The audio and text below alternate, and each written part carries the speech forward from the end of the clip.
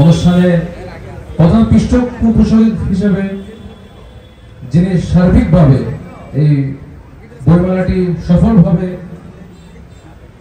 সম্পন্ন করার জন্য যিনি সার্বিকভাবে প্রধান পৃষ্ঠপোষক হিসেবে উপস্থিত আছেন চকরিয়া পেকুয়ার গণমানুষের নেতা, চকরিয়া পেকুয়াকে দেশরত শেখ হাসিনার ঘাঁটিতে পরিণত করার একজন পরীক্ষিত সৈনিক, আমাদের সকলের শ্রদ্ধেয় জনাব জাফর আলম বিএনআরসিএম ছাত্রলীগ কক্সবাজার জেলা শাখার পক্ষ থেকে মুজিবের শুভেচ্ছা অভিনন্দন।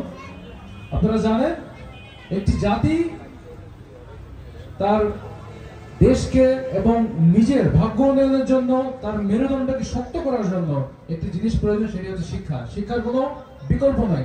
দেশ এগিয়ে নিয়ে যেতেও শিক্ষার প্রয়োজন, নিজের ভাগ্য পরিবর্তনের জন্য শিক্ষার প্রয়োজন।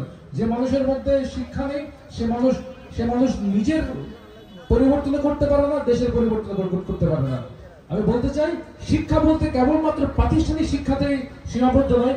শিক্ষা বলতে পারিবারিক শিক্ষা, সামাজিক শিক্ষা এবং নিজের আচার আচরণ থেকে যে আমরা যে শিক্ষা নিতে পারি, সেই শিক্ষাটাই হচ্ছে মূল মৌলিক শিক্ষা।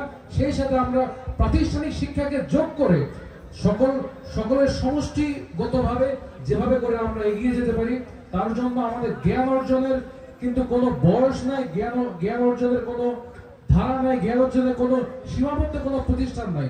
তাই আমি বলতে চাই, এই বই মেলাটি অত্যন্ত একটি গুরুত্বপূর্ণ বিষয়। আপনারা সকলেই এখানে এসেছেন, আমি আন্তরিকভাবে ধন্যবাদ জানাই। আপনারা সকলেই বই মেলাটি ঘুরবেন, ঘুরে আপনারা যে সকল বই প্রয়োজনীয় মনে করবেন সে সকল বইগুলো আপনারা কিনবেন এবং সেই সকল বইগুলো আপনারা পড়বেন এবং অন্যান্যদের বই কেনার জন্য উৎসাহ দিবেন এবং অন্যান্যদের পারলে আপনারা বই উপহার দেবেন।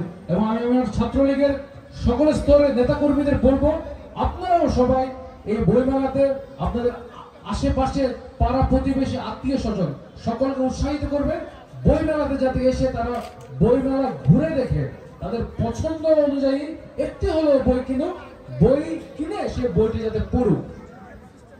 এই আশা ব্যক্ত করে সকলের সুস্বাস্থ্য এবং দীর্ঘায়ু কামনা করে আমার বক্তব্য এখানে শেষ করছি।